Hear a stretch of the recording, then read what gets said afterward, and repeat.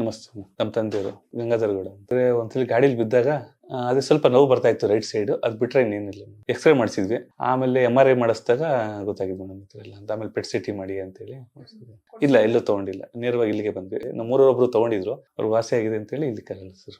ಅವರು ತಡ್ಕೊಳಲ್ಲ ಅಂತೇಳಿ ಬೇಡ ಅಂತ. ಇಲ್ಲ ಮೇಡಮ್, ಯಾರಿಗೂ ಆಗಿಲ್ಲ, ಇವ್ರಿಗೆ ಫಸ್ಟ್ ಅಂದ್ರೆ ಸಣ್ಣದಾಗಿದೆ ಅಂತ ಹೇಳಿದ್ವಿ. ಈ ತರ ಆಗಿದೆ ಅಂತ ಏನಿಲ್ಲ. ಒಂಥರ ಫುಲ್ ಗಾಬರಿ ಆಗೋಯ್ತು, ಏನಪ್ಪ ಈ ತರ ನಮ್ಮಲ್ಲಿ ಯಾರಿಗೂ ಈ ತರ ಇರ್ಲಿಲ್ಲ, ಬಂದ್ಬಿಡುತ್ತಲ್ಲ ಅಂತ ಫುಲ್ ಗಾಬರಿ ಆಗಿದ್ವಿ. ಆಮೇಲೆ ಇಲ್ಲಿ ಬಂದ್ಮೇಲೆ ಈಗ ಪರವಾಗಿಲ್ಲ ಮೇಡಮ್. ಅದು ಈಗ ಫಸ್ಟ್ನೇ ಟೈಪ್ ತಗೊಂಡಾಗ ಸ್ವಲ್ಪ ನೋವು ಅಂತಿದ್ರು, ಆಮೇಲೆ ಹೋಗ್ತಾ ಹೋಗ್ತಾ ಈಗ ಕಮ್ಮಿ ಆಗಿದೆ ನಮಗೆ. ಊಟ ತಿಂಡಿ ಎಲ್ಲ ಮಾಡ್ತಾರೆ.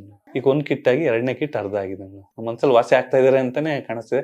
ಅಂದ್ರೆ ಮುಂಚೆ ಅವರು ಮಲಗಿದ್ರೆ ಅಂದ್ರೆ ಓಡಾಡಕ್ ಆಗ್ತಿರ್ಲಿಲ್ಲ, ಮಲಗ್ಬೇಕು ಅನ್ನೋರು. ಈಗ ಆರಾಮಾಗಿದ್ರು, ಓಡಾಡ್ತಾರೆ. ಅಂದ್ರೆ ಬಸ್ಸಲ್ಲಿ ಟ್ರಾವೆಲ್ಸ್ ಮಾಡಕ್ ಹಿಂಗ್ ಕುತ್ಕೊಂತಿರ್ಲಿಲ್ಲ. ಈಗ ಆರಾಮ ಕುತ್ಕೊಂತಾರೆ, ಆರಾಮಾಗಿ ಹೋಗ್ತಾರೆ. ಯಾವಾಗ ನೋಡೋರು ಮಲಗ್ಬೇಕು ಅಂತಿದ್ರು.